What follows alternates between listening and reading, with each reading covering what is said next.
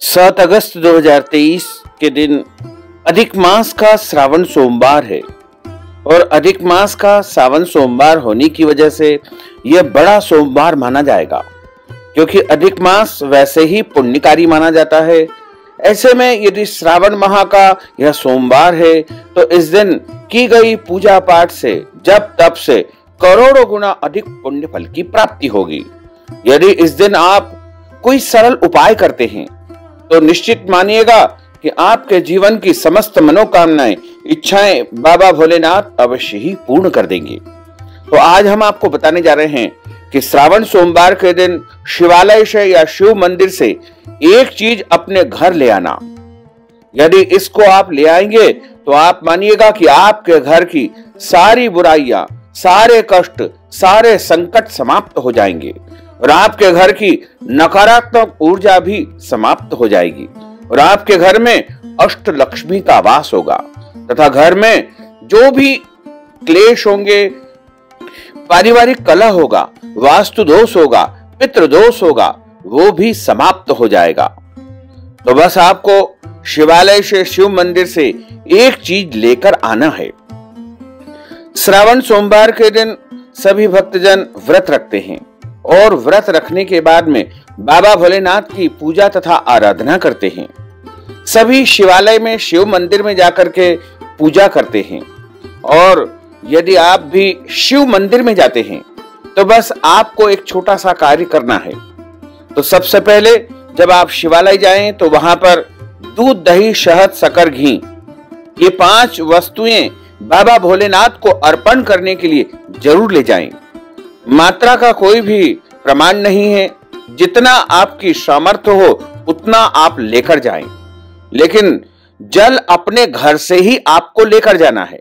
शिवालय में जब हम जाते हैं तो अपने घर का ही जल हमको शिवलिंग के ऊपर अर्पण करना चाहिए। तो सर्वप्रथम श्रावण सोमवार के दिन बाबा भोलेनाथ को 4 बार जल चढ़ाएं और जल चढ़ाने के बाद में भोलेनाथ को आप सबसे पहले दूध से स्नान कराएं। दूध से स्नान कराने के बाद शुद्ध जल से स्नान कराएं। फिर बाबा को दही से स्नान कराएं, फिर शुद्ध जल से स्नान कराएं, फिर से बाबा भोलेनाथ को घी से स्नान कराएं और फिर शुद्ध जल से स्नान कराएं। उसके पश्चात बाबा भोलेनाथ को आप शहद से स्नान कराएं, शुद्ध जल से स्नान कराएं, शक्कर से स्नान कराएं, फिर शुद्ध जल से स्नान कराएं। और जो भी वस्तु आपके पास उपलब्ध हो उन सभी वस्तुओं से आप बाबा को अच्छी प्रकार से स्नान कराएं। स्नान कराने के बाद शुद्ध जल से, गंगा जल से, पवित्र जल से बाबा भोलेनाथ को अच्छी प्रकार से आप स्नान कराइए।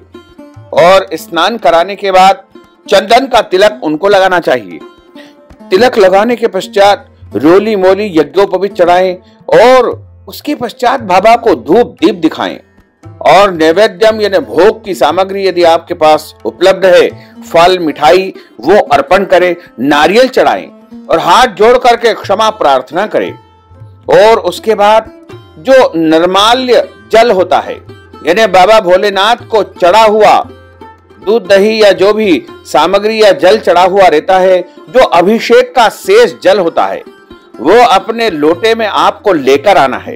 यानी बाबा भोलेनाथ के दरबार से आपको वो जो लोटा आप जल भर करके अपने घर ले गए हैं उसमें पुनः चढ़ा हुआ जल, जो भोलेनाथ को अभिषेक किया हुआ जल रहता है, उसमें लेकर आना है। थोड़ा सा भी आप ले आइएगा और उसमें एक चढ़ा हुआ बिल्व पत्र रख करके आपको ले आना है।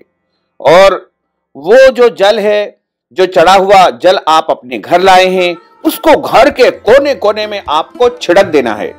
प्रत्येक स्थानों पर छिड़क दीजिएगा और शेष जो जल चढ़ा हुआ बचा रहता है उसको किसी भी गमले या क्यारी में आपको विसर्जित कर देना चाहिए।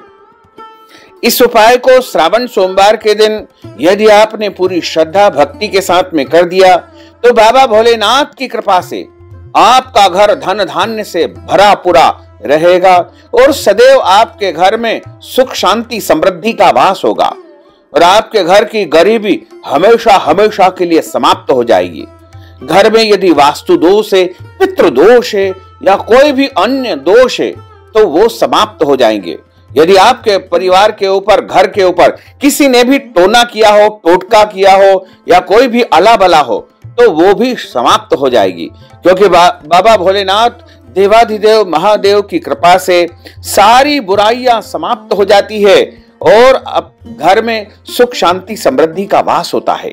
साथ ही आप सभी से अनुरोध है कि इस ज्ञानवर्धक वीडियो को अधिक से अधिक लोगों को शेयर करिएगा, लाइक करिएगा, कमेंट करिएगा, और यदि अभी तक आपने सब्सक्राइब नहीं किया है तो अभी और इसी समय सब्सक्राइब अवश्य कर लीजिए। आपको और आपके पूरे परिवार को सादर जय श्री कृष्ण, सादर धन्यवाद।